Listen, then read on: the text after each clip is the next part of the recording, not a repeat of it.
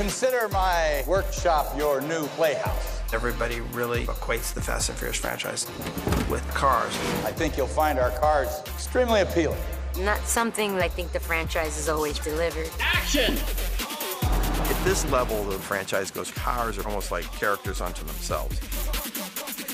Dennis McCarthy's worked on the Fast and Furious forever, finding the best cars in the world. I thought I was a car enthusiast, and I thought that I was a car fan. Just when you think you know it all, they come with a car that you've never heard of in your entire life. I want the demon love child between that and that.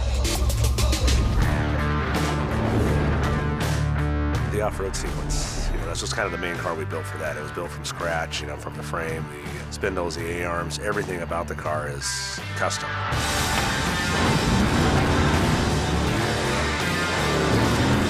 It had to slide, it had to drift, do all the things that you would normally expect from a Fast and Furious car.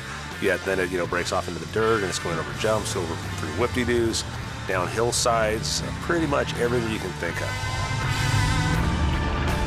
We started off with just some bare shell 1968 Dodge Chargers. The chassis is an 1 3/4 chrome alloy tube chassis, roughly based on a short course truck. It's almost a mid-inch of the motor set so far back in it. It's basically race truck suspension. It's running King shocks, coilovers, bypass shocks, Howell rack and pinion. Chassis was from Armada Engineering, Method wheels, General tires, Mastercraft 3G seats, DG safety seat belts, pretty much all of the components you'd find on a real off-road race car. A lot of people involved in that project. To my knowledge, no one's ever built an off-road Charger before. It's hundreds of hours. It's the most labor-intensive car we've ever built. Probably my favorite car from the film.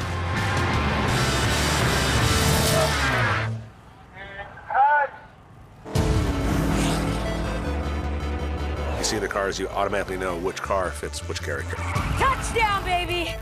Brian Subaru, it's obvious that, Brian likes the rally, the import cars. Cars are like samurai swords. They're an extension of you. They're your personality. So we always try to do that. Brian always gets the fast car. Dom always gets kind of the furious car. Brian's in a car that's nimble, handles, corners, does all that stuff as a rally car should. So that was one of our easier cars to build because Subaru's pretty much come rally ready other than some suspension and roll cage and seats. Subaru was kind enough to give us 5 or 6 of those cars, which I don't think any are left, unfortunately.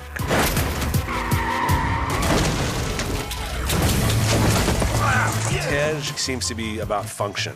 Tej's character really knows, what he needs to do to accomplish a job. Tej, shield! I'm on the way!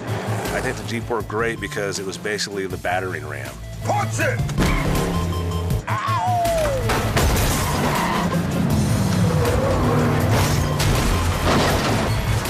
He just basically cleared the path for the rest of the guys.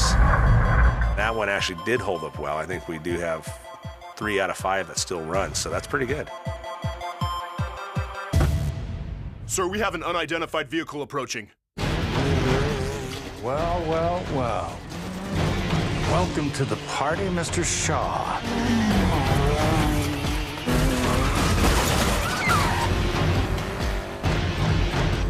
We wanted him as some type of fast attack vehicle.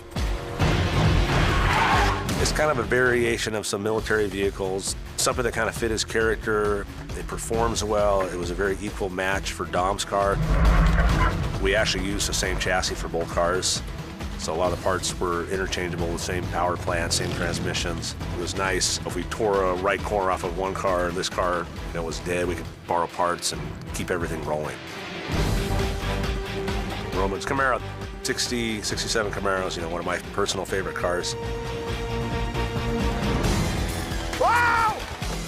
Okay, what the? I think the Camaro fits Roman's character. It's great. It's a rugged car. It takes a beating. It blows Shaw over at the end of the sequence. Yeah! It worked great.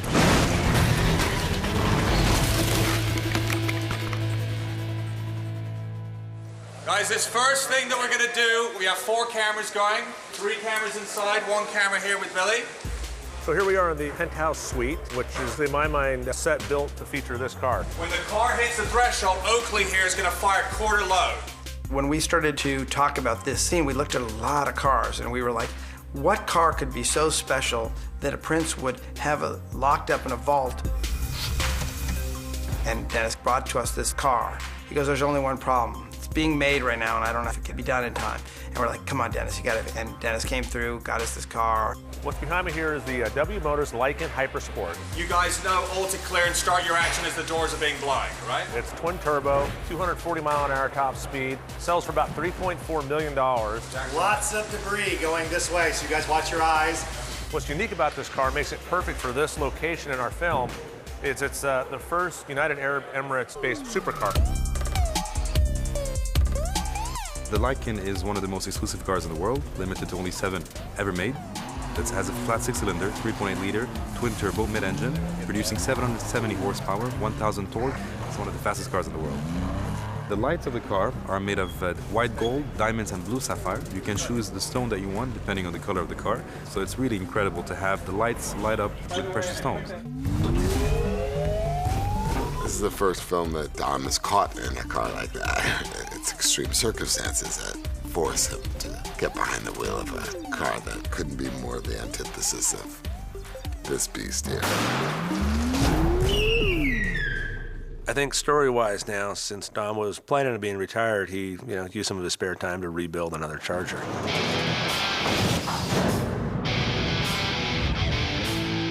That car is really like a cast member of the film, so it has to keep coming back.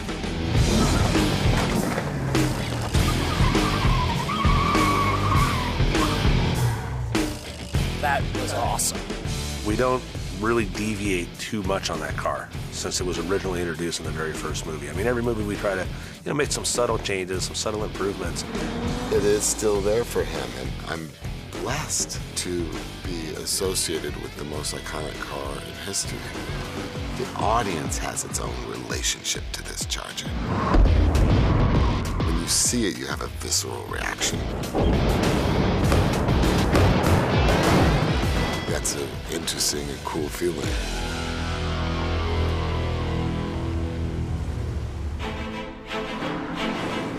Round 2 of Chicken. Shaw comes back in an Aston Martin DB9, which is another car that really just seemed natural. We featured his brother in an Aston Martin in London, so family car. Call me a snob, but why not? He's a Brit. Put him in a British car. I mean, Toretto drives the muscle cars, they're flying the flag in that way.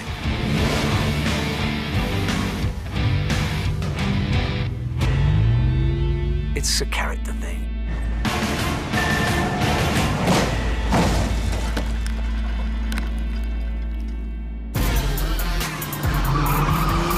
This is our team coming back to LA. They're coming home, so you really want to put them in the cars where it started. The G-Tar we built for Brian, we'll try to not go over the top, keep it classy, but just, minor changes, wheels, tires. The variable ride height was another aspect.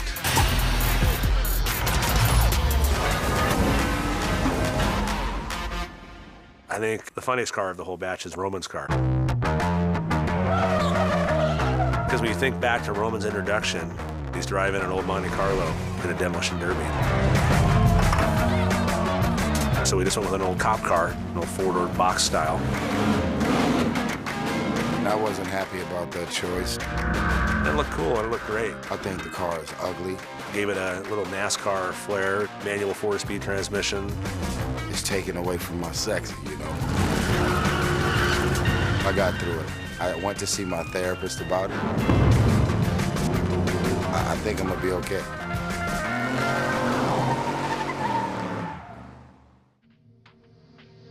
So in the very end of the film, we have a very meaningful scene where we have Dom and Brian side by side, brings us back to the very first Fast and Furious, where Dom's in a Charger and Brian's in a Supra. For this sequence, I actually talked to Paul's friends and family and was able to borrow Paul's personal white Toyota Supra. I can't think of any better car to put at the end of this movie than that. And then for Dom, it has to be a Charger. It obviously has to be the coolest Charger that I can find. So last year at the SEMA show, it was unfinished, but the Maximus Charger was there just in raw steel, and it was just that raw steel look that really caught my eye. And then once, we got a closer look at the car, you can see the work that's gone into it. So made a deal, got the car out here, and once again, like everything in our world, last minute, the car wasn't completed. They were doing everything they could on their end to complete it. I think they had 12 guys working around the clock. It has probably the most horsepower and the biggest rear tires of any Charger I've ever seen. And it exceeds like 2,000 horsepower, so fit just perfect. In the end, it's all worth it, because to have that Charger and that Supra lined up in this film, I think, is a meaningful moment for the fans of the Fast and Furious franchise.